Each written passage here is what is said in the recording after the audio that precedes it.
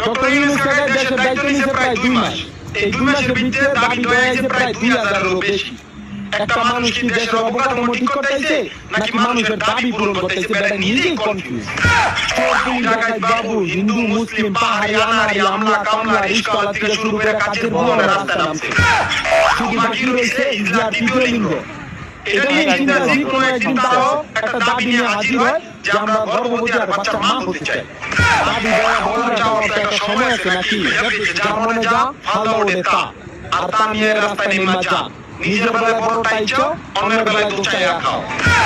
এমন যে কোনো একদিন দেখবেন যে বউ জামাই ঝগড়া লাগছে, সমাধানের জন্য রাস্তায় নেমে গেছে।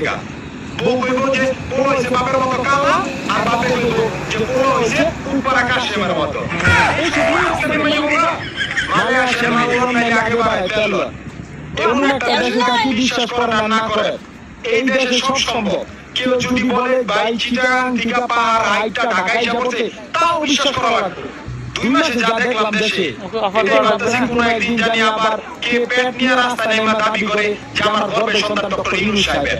আমার সন্তান কি পরিচয় চাই? এই দেশের আর দেখার মতো বাকি কিছু নেই। নিজের রাস্তা নিজে মাপেন, আমি এখন যাই। আল্লাহ হাফেজ।